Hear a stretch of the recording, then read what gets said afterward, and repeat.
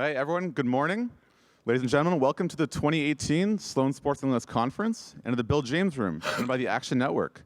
My name is Dan Stavens. I'm a first-year MBA student at MIT Sloan. It is my honor to be here today to present to you this incredible panel we have for you called Put a Ring on It, Building a Champion. Our panelists here in front of me, starting from the far right, we have Nick Caserio, Director of Player Personnel for New England Patriots. We have Sue Bird, two-time WNBA champion, point guard for the Seattle Storm. We have Bill James, Senior Baseball Operation Advisor for the Boston Red Sox. We have Chris Bosch, two-time NBA champion, NBA power forward. We have Mitch Kupchak, former GM of LA Lakers.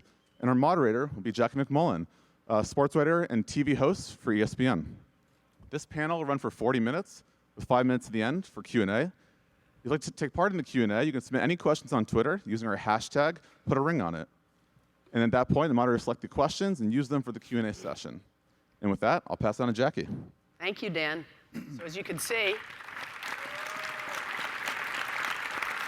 an amazing panel, a big panel. I think Nick is in Rhode Island over there.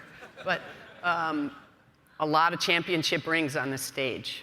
I have none, sorry. But I'm going to start with you, Mitch, because you were part of a championship team as a player and part of a mini dynasty as a GM. And I think the landscape has changed dramatically from those days to now when we use analytics to determine decisions about personnel and the sustainability of a dynasty. So back in the day, what made a dynasty work? How did you sustain? So you're trying to get a historical perspective from That's what I'm going for, the Mitch. oldest person on the Sharp panel? guy, Is that what huh? you're trying to do? Charlotte, if you're listening, really sharp guy. Well, we spoke about it a little bit, before we came on stage, and I did play in the NBA. I played for a team that won a championship in '78 and '85, and here we are, 30 to 35 years later, and most of the data that was generated, and a lot of the data that's generated today comes off the box score, and back 30 to 35 years ago, that was really the data that came into the office or to the coaches. And I played for a coach, so after the game, you look at the box score and whatever, shooting percentages, rebound, whatever it might be. I did play for a coach in Los Angeles, Pat Riley, and I played for a coach in college, Dean Smith, his staff, they were all math majors in college at North Carolina, and Pat did create a plus-minus system. So even then, data acclimation and analytics, it was a part of the process. But recently, within the last 10 years, and I know Daryl Morley was one of the forerunners in this area, the introduction of GPS for sports, which was second spectrum now, and that has changed the way our sport looks at analytics. Mm-hmm. And the information that's available today is, to a great degree, overwhelming. So if you look back to 30 to 35 years ago in the box score, and then the data that's accumulated, it's just been that kind of process. And because I've been around so long, I could see the way it was 35 years ago and the way it is today. Okay. So Bill, you and I were talking about dynasties in baseball. Yes. And you mentioned in particular Kansas City Royals. They win a championship.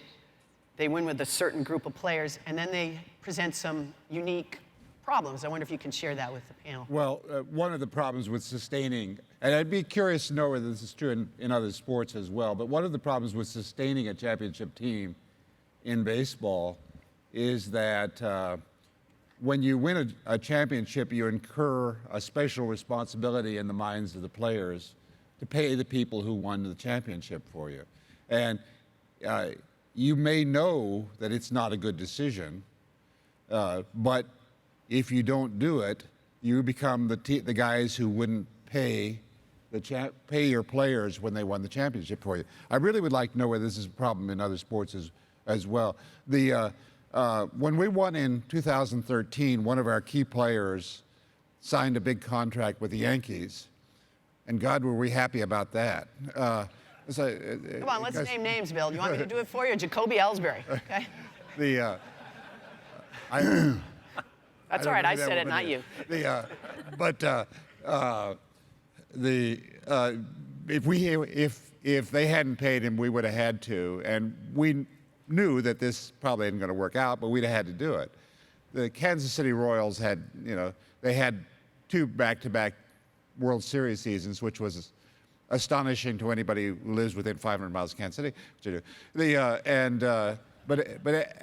Then they reached that problem of having to sign Alex Gordon, having an obligation to the community to sign Alex Gordon, knowing that he's probably not going to. If they didn't know that Alex was nearing the end of his most productive years, they were in a minority. That is something you don't realize from the outside, is that what look to the outside like bad decisions are driven by rules of the game that are unwritten but nonetheless real, and you can't cavalierly violate them. So this brings me to Nick, because the Patriots, of course, anyone that's from this area knows that's not how the Patriots operate. In fact, you've made some incredible decisions of cutting yourselves loose from very popular players who, maybe to the public and to people like me, were still in their prime. Logan Mankins being the most recent, but it goes back to Lawyer Malloy, Mike Vrabel, Richard Seymour. We could be up here a long time. So why, and I think part of it is the difference in sport. You're talking about guaranteed contracts. I wonder if you can address that for us No, I think football-wise. the point that Bill makes is a valid point. I think our sport is a little bit different, and we're dealing with more people, a larger volume. I mean, we're dealing with anywhere from, call it 65 to 70 players on our team, 53 in the active roster, 10 in the practice squad. So each year is its own year, it's its own entity. So the year that we had this year, we're actually going through our evaluation process now and kind of looking forward to the 2018 season. And there's some players whose contracts are set to expire, and we're going to have to make a decision about do we keep the player, do we move on from the player, is there another alternative? And there's a tremendous amount of turnover, I would say, each year on each team, because you're going to have anywhere from, call it, 20 to 25 new players that come onto your roster, whether it's through free agency, whether it's through the draft, whether it's post-draft free agency. So you're going to have a lot of new players, you're going to lose a lot of players, and I think we're realistic from the standpoint, look, we understand we're going to lose players. We can't keep everybody. The NFL, every team operates with the same parameters in terms of salary cap, so you have to manage your team and manage your roster within the salary cap structure. So we've made some difficult decisions, and in the end, we try to do what we think is best for our football team, both in the short term and in the long term. And What does he sound like? Sorry, I just have to ask. well, look, the reality is when you have players, and in this case, this past season, who've invested a significant amount of time and energy and really have done everything you've asked them to do. I mean, we have over 100 practices.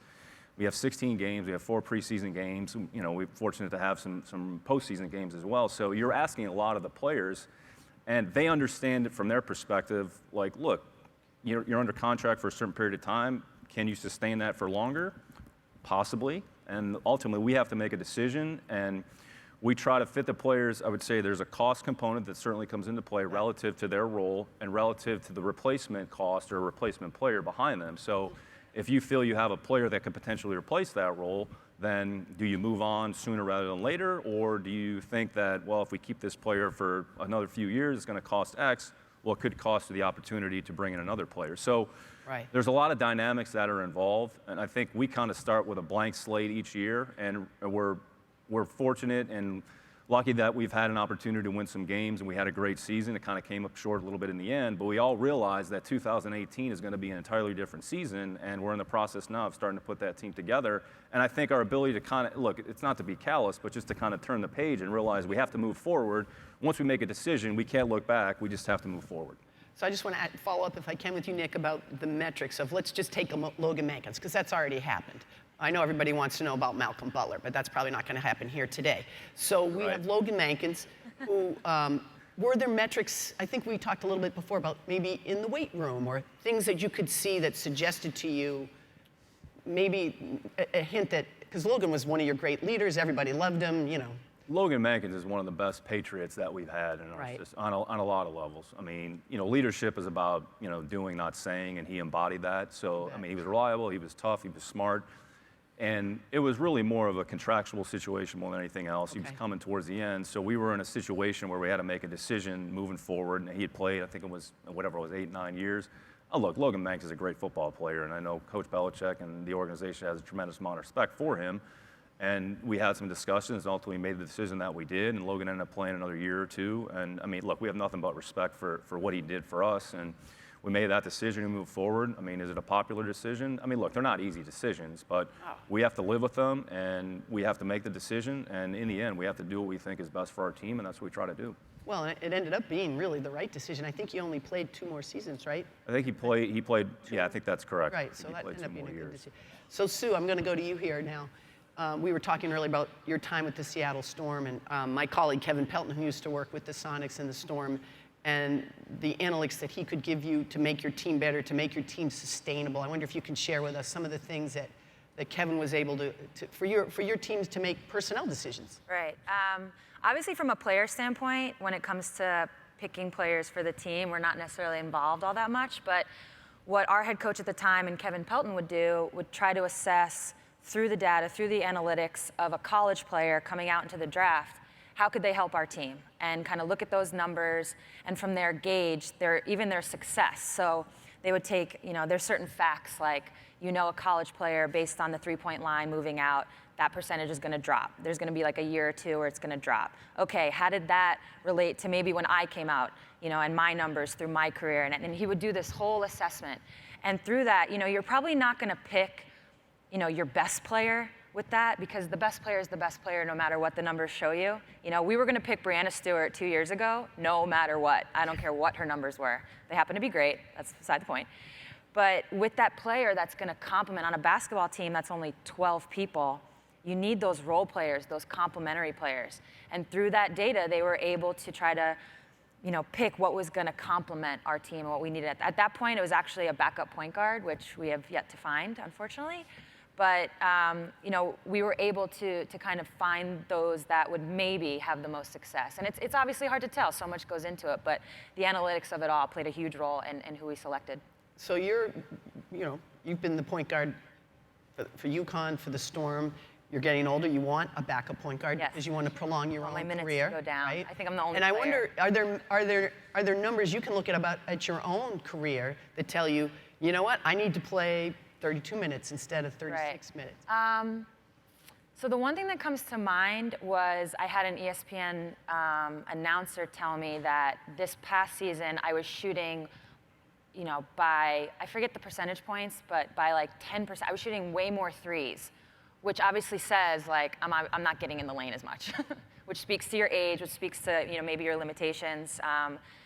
It got in my head for like a week, a little bit. I was like, oh my God, what does this mean about me? But yeah, I think it says to just your ability to get around the court. Now I don't think, hopefully, the layman in the audience noticed any of that in my game. But Show of hands, anybody notice that? Sue Bird, why isn't she going in the lane anymore? No. I actually never went in the lane, so it's all skewed.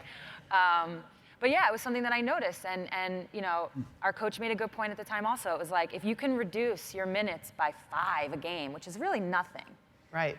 If you like do the math over a season, you could like take a whole game out of your wear and tear, so to speak. So I'm going to play devil's advocate. Did it occur to you that, okay, I'm taking more threes, so maybe that's something I should concentrate on a little more on? Yeah, it did. I've 100% worked on extending my range. Because, hey, if I'm going to be out there, the further you are out, the less likely they are to go. So if I can be more accurate from, our line's a little bit closer than the NBA, but if I can hit an NBA range 3 consistently, and then they have to come out, okay, then maybe I can go by them. Maybe I have a chance to get in the lane. Excellent. All right, Chris.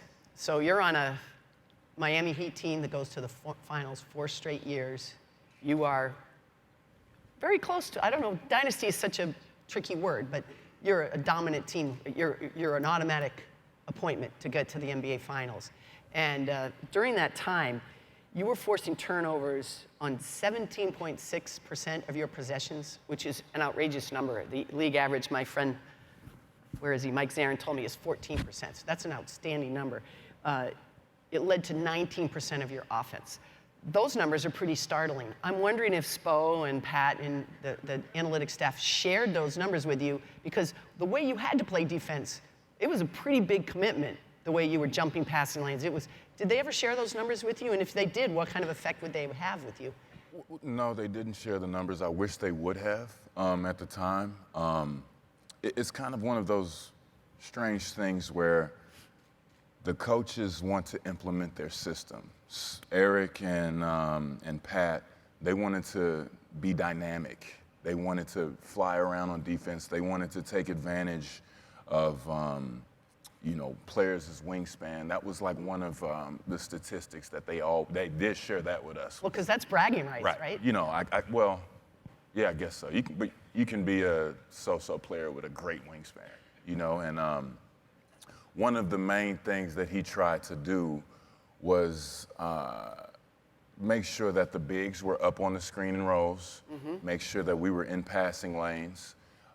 Deflections was always a huge stat that Eric wanted to implement if he would result to deflections. We didn't have enough deflections last night, which means our energy was low, which means we weren't forcing turnovers and we weren't getting easy buckets. And then eventually, we never figured it out. We just kind of implemented the system on defense, and then eventually you get good at it. And one of the things that helped us get to those finals were our runs.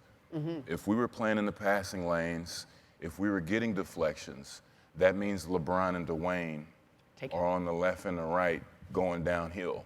And that's good offense. And so, as players, we'll complain. We don't want to be up on the screen and roll. We don't want to trap every time. We don't want to work on those systems every single time. But when it's working, we want to do it. Sure. But over a season, you begin to get the rotations down. We began to get better with the system. And we kind of saw how it worked. So late in the games, we could go on those important 6-0, 8-0, 10-0 runs and really, deflate a lot of teams. Well, when LeBron's dunking it through, or you're dunking it through, it's completely not me, more LeBron than me. You did it. I had a couple. I was the trail guy. I was going to say, every smart player makes sure they take care of their big guy on transition. Yeah, absolutely. Larry Bird used to always, he could go and he's like, no, I'm going to give it to Paris, so I keep him engaged, right? It was a lot of times where, LeBron would get a nice dunk, and I'm just back there like, hey, man, come on, be involved. Right. I like that. So you said you wish they had told you the numbers. I'm curious why that is. Because it justifies the hard work. Yeah. There was a lot of nights. It's a grueling 82 game schedule every year, and what they were asking of us was a lot. And some nights you're gonna run up against a buzzsaw. I remember usually a lot of the times at San Antonio, we would get crushed because they'd be ready for our aggressive style of defense, and as opposed to changing things at the time, Spo was like, no, this is what we do. We're going to work on our system. And it was more of, more of a sacrifice to be able to be put in tough positions a lot. He always used to say, I need you to be two places at once. And, as players, we're like, Spo, that's impossible. I can't be in two places at once. And, just in one possession, he would ask me, hey, I need you to trap Tony Parker. Yeah, okay. No problem. Hold him. He's going to toss the ball back to Tim. I need you to close out to Tim and make sure he doesn't shoot it. Yeah, and I think he's going to the Hall of Fame. It's not your fault. Yeah. And then they have all these great shooters, and after that, we had to figure out how to scramble and be in help positions at the same time. So it was a steep learning curve, but once we got it down, I think it helped out tremendously. So you're kind of leading me to the 2014 finals. I got some numbers for you. So I know, sorry. So games 3, 4, and 5, I would argue that the Spurs played 3 of the greatest games in NBA history. Because they were playing against a team that, with LeBron, with you, with Wade, that had gone to the finals 4 times. So here are some of the numbers during that time. They averaged 120.8 points per 100 possessions. They passed the ball an average of 157 times per game more than you guys. That's incredible, right? That's incredible. And their true shooting percentage as a team was 65.1%, which is off the charts for a team. Those are great. What, are you saying my numbers wrong, Daryl? I saw you. Oh, okay. I wasn't sure. Daryl would know better than me. But anyway, those are the numbers I have. And so my point would be, they had to play almost a perfect game to beat your team. They had to move the ball and get you into what you guys used to call the mixer, right? Recover, recover, recover, that trapping you're talking about. I would submit, because of course it's after this series that LeBron then moved on and went back to Cleveland. I would submit, because he's a data guy, I believe, that these numbers, or maybe he didn't see the hard numbers, but he lived it as you lived it. Did that sort of give you the indication, you know what, maybe our dynasty's closing? Well, I don't know. That's a tough question to answer.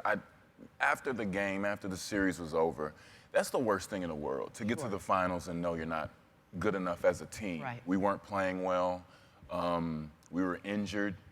The guys who were out there, I remember Rashard Lewis had a bad knee, Ray Allen had a bad knee, just a lot of wear and tear from the regular season and the past seasons before.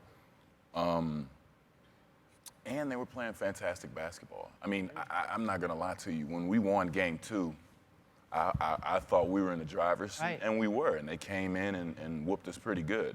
And those next 3 games, I mean, I'm telling you, that's a humbling experience. And that showed me, 1, how hard it is to three-peat. You bet. And 2, this is kind of the monster that we created. We were fortunate enough to win the finals in dramatic fashion the year before that. And I remember Tim Duncan saying, like, this is who we wanted and we're going after him. You know, we're in practice like, where you're going to get us, buddy. Yeah, right. And they wanted us and they got us. Yeah. I mean, they had to do historic things. They had historic numbers to actually beat you. It didn't seem historic. They were just highly motivated, and it just seemed like everything went in. That ball was moving and popping, and it was phenomenal to watch, even if we were on the court at the same time. I mean, we were scratching our heads after every game. Game 3, we thought, like, okay. Yeah, they shot 13 of 15 in the first half. Yeah, right? let's, 75% in the first half. Yeah, the numbers are going to go down. Right, right. And they never went down. They just kept going up. It's true. So, Mitch, I want to talk to you about, let's talk a little bit about the end of a dynasty, or when it's time to make a change, which happened in Miami. So you had Shaq and Kobe, as Shaq will tell you, the best 1-2 punch ever. And at a point, you had to make a decision to move on from Shaq. And he didn't make that easy on you or anybody, really. I'm sure there's numbers involved, but I think all of us who watched the game understood that Shaq was going the other way, past his prime. Can you just, if you can, talk about the difficulty, to Bill's point, of moving on from one of the greatest big men in the game and knowing it was the right move for your team? Well, when you have a team that you feel can compete, you know, for several years, obviously you want to keep that team intact. And in the NBA, you know, all the contracts, they don't always line up. There's always a contract that expires.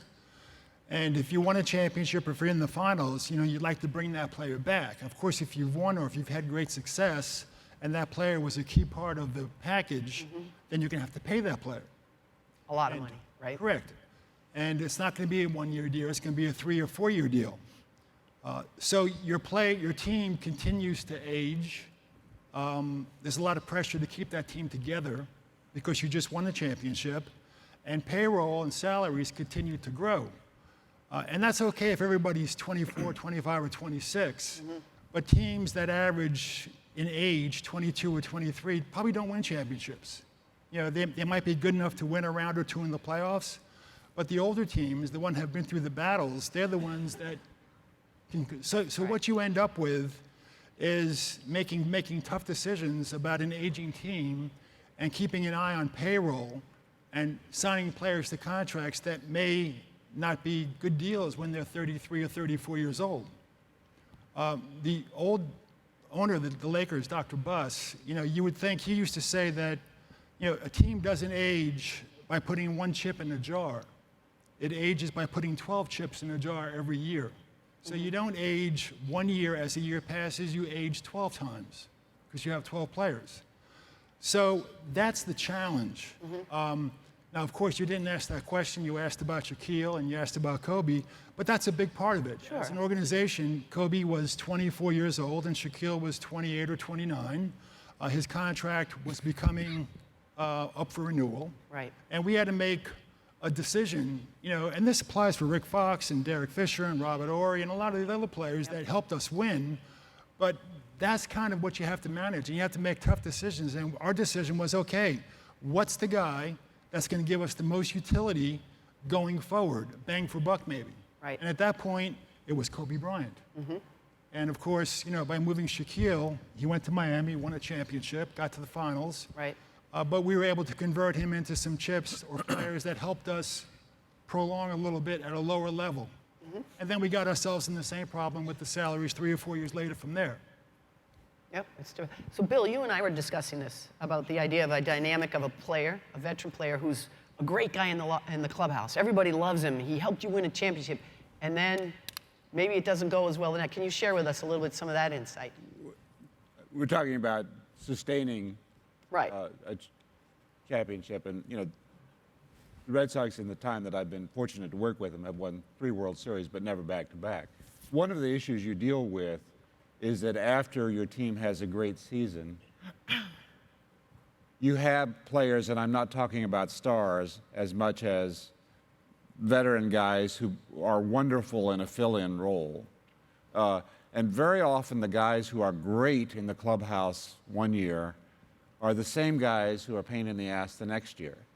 And people think that it's just his nature, he's a good guy or he's a bad guy, but it's not that he's a good guy or that he's a bad guy. It's that he's in his role one year and he's focused on doing what the team has brought him in to do. And then the next year, after you win, there's a sense of entitlement that affects me and everybody associated with the team. It's a dynamic system that you have young players developing, you have guys who are getting hurt, and everybody can't stay in the same role. And the guy who is squeezed by that very often is not the same guy that he was last year. Yeah, and that's complicated. Nick, you're nodding your head yes, so you're understanding that and recognizing that dynamic. Absolutely. And look, the way the salary structure is put together, you have X amount of players who are in elite level contracts on your roster. You have minimum salary players, Right. which those are typically draft choices and younger players. And then you have a middle class somewhere, whatever the range may be, so that's another grouping of players. And a lot of those players have a significant role and made a significant contribution to your team. So what we try to do the best we can is identify what the player's role is, and then there's a cost associated with that. And if that player continues in that role, and the salary is commensurate with their role, then it makes sense. If it, for some reason, starts to be, there's a gap there, then there has to be some sort of an adjustment. I think a perfect example of a role player for our team, and we went through this, so James White. So we drafted James White in the 4th round, and at the time, we had Shane Vereen on the roster as well. So in 2014, Shane, he played great in the Super Bowl. I think he caught 10, 11 passes, whatever it was, and had a really good role as our passing game back, 3rd down, kind of sub back. So we had drafted James. James didn't really play that much because we had Shane in that role. Shane was going to be a free agent. So what we had to do is kind of this time of the year exactly is say, okay, Shane was a good player. He had a lot of great qualities, and in our system was a really productive player, and he was going to be a free agent. And so he went out in the open market, and he was associated a certain value. We made a decision that, okay, we're going to move on from Shane because we didn't know because there really wasn't a lot of evidence or body of work. Yeah. But going back to when we drafted James, we liked his skill set. Now, he was a 1,000-yard rusher, I want to say 3, whatever it was. So, in college offenses, you don't see a lot of passing game backs or passing game players. So there's a little bit of a projection element when you have that player in your system. So we moved on from Shane. James kind of inserted himself into that role.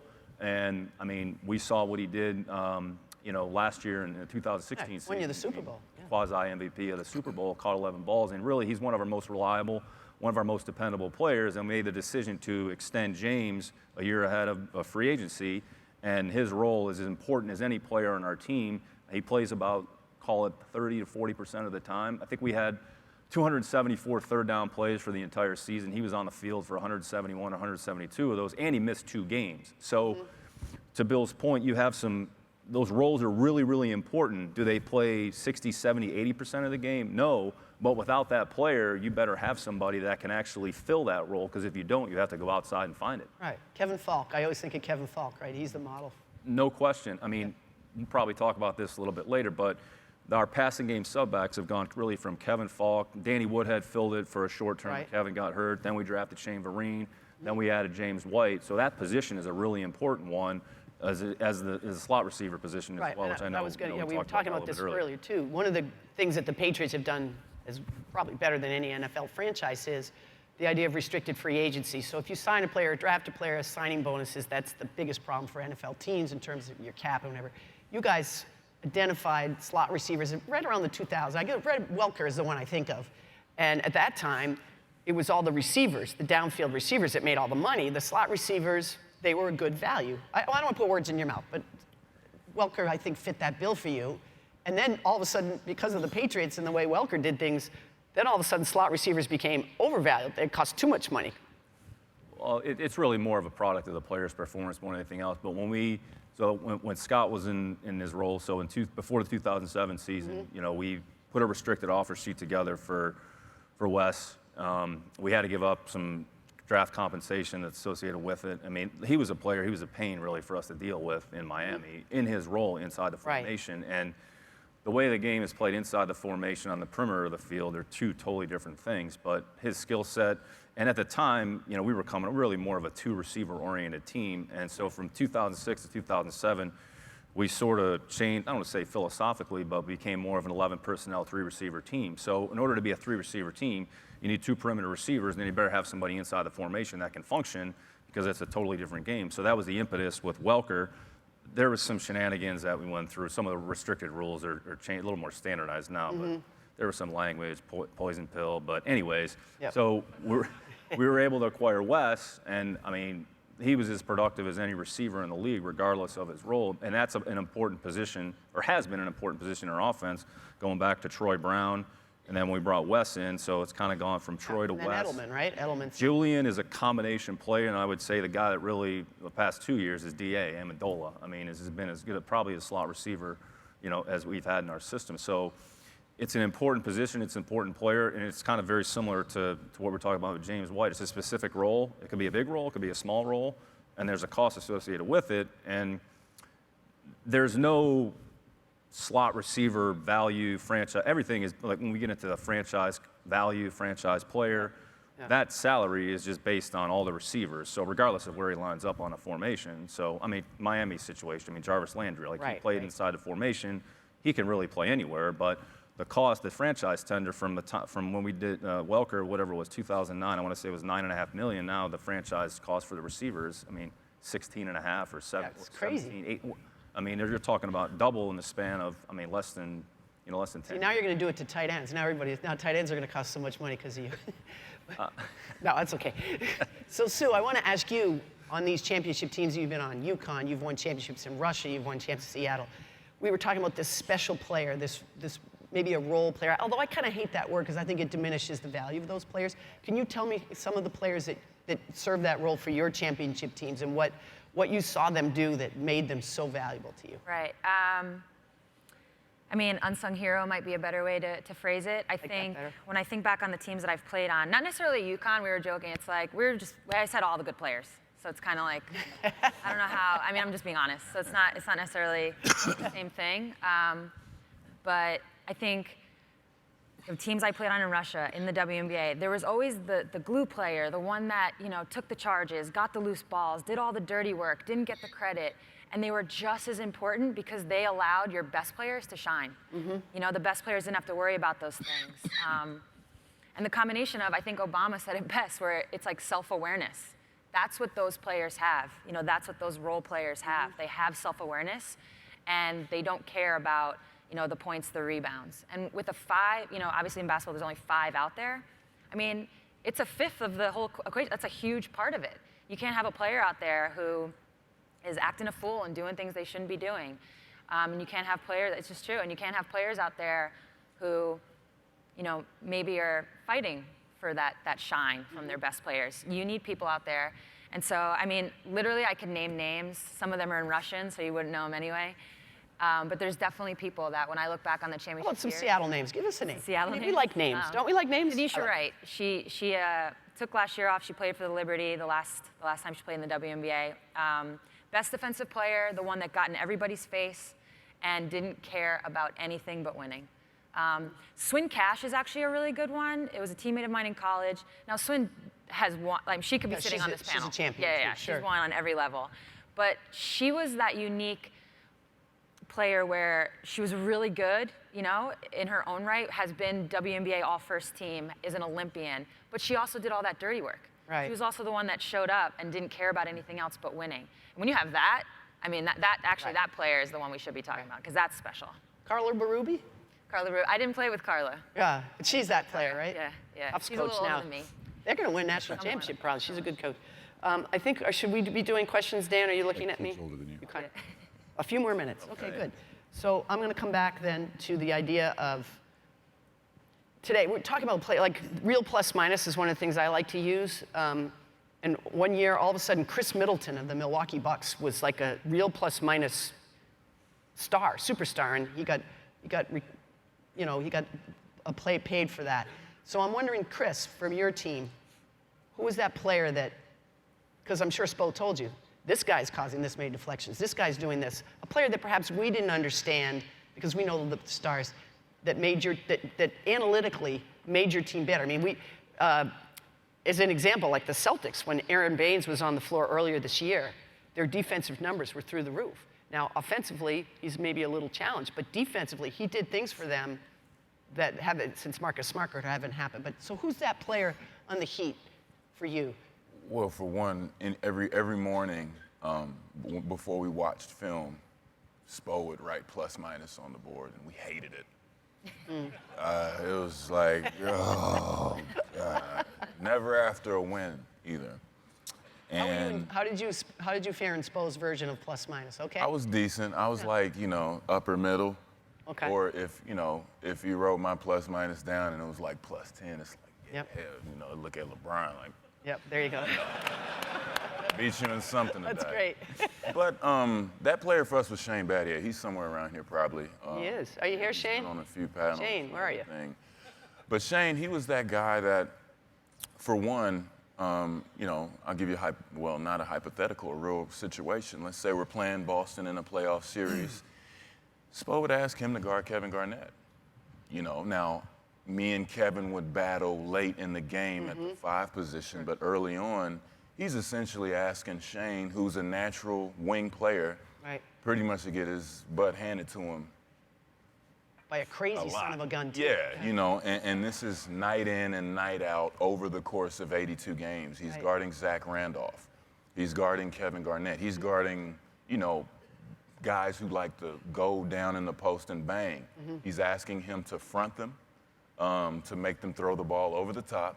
Right. No easy post-ups. And Shane was pretty much me and Shane were probably giving up 40 to 50 pounds a night, Right. just as far as, the matchup. But on the other end, we like to play the spread type of basketball. We like to force turnovers. And Shane bought in. He dove into the numbers. He was always into the numbers, but he knew a guy's weakest move. He knew their strengths. As a team, he knew what he needed to do to be effective. And the crazy part about it is, this is only for maybe 1 or 2 points, Right. to win a game by. And it's kind of one of those things where you really have to buy into someone else's vision. And Pat and Spo, they had a certain type of vision that they wanted to implement on the court, and it was up to Shane to buy into that. He didn't have to, but as a veteran player, it was most important. And the best part I liked about Shane, you go through a championship season and you see guys 1 through 15, somebody is going to have a moment to where the whole team can say, we couldn't have done it without this guy. person. Whether it's a conversation, Right. whether it's a practice, whether it's motivation. I watched Shane, 2013. I watched him struggle the whole playoffs. One of the most accurate shooters I've ever been around, and he couldn't hit the side of a bus for the whole playoffs. Not until Game 7 against the San Antonio Spurs, he went 6 for 7 from the 3, and we don't win that game without him. Right. And, it's just one of those things where he was always ready for the moment. He was always staying mentally into it. Right. And whatever we needed him to do. If we needed him to guard Kevin Garnett, he'd do it. If we needed him to guard Paul Pierce, he'd do it. If we needed him to switch to the 5, he'd do it, and he'd do a hell of a job. Great. Dan, my friend, I've got this blank screen. You're going to help me. Thank you. All right, we're going to take some questions. Oh, I like this one. Chris versus Sue in a game of one-on-one. No post-ups allowed. Who wins? Why y'all gotta do that? Sorry. Why? Come on, Chris, what do you got? She beat me right now. I mean, she's, Right now? Yeah, right now. I mean, she's been working on the three-point range. She's hitting NBA threes. All I can do is give her space. They just played backcourt. Right back. Sue, what do you think? He probably win. Okay, If this I is, get like unlimited dribbles, maybe I have a chance. I'll just try to go in circles for 20 minutes until he gets tired. I think My best conditioning is an bet. issue at the moment. I'm just going to take a stab at it. Nick, this is for you. What are some of the techniques that can be used within a front office to cultivate a culture of empowerment? A great question. That is a good question. I think, and all of us can probably speak to this to some degree, when you're in a position, whether it's leadership, management position, I mean, the number one quality that you have to have in that position is humility and grace. And you have to be willing to engage the people that you work with. And you have to listen. And because there's a lot of people, and read this somewhere recently, it's not about where the idea comes from or how it gets to you. If it's good, it's good. And so to give your people the opportunity to do that and express their opinions and express their viewpoints and use their information, and I think that goes a long way. We've been fortunate the way we've kind of been structured, and it's really organizationally, whether it's in coaching, playing, scouting, personnel. We've been able to bring in people kind of on the ground level, train them, develop them in our system. Some have gone on to other places, and we've had a number of people that have gone on in the running organizations currently. Right. And we've had a lot of people that we've taken kind of from the ground level, scouting assistant, offensive quality control, and now one of them is our college director, one of them is our over the top. So to give those people the opportunity to, be involved in the process, engage them in the process, and I think it's incumbent upon all of us to, even though we're in a role that we oversee a group of people, I mean, the two most important things, in my opinion, are humility and the ability to listen, because that gives people the opportunity to, and they're going to be more inclined to engage and not be kind of left out, and because if they feel like they have an important position, everybody's position in the organization is critical, because we couldn't operate, without each other. That's the truth. Great answer. Mitch, what's better? A one-time 60% chance of winning a ring this year, or a 20% chance of winning each of the next 5 years?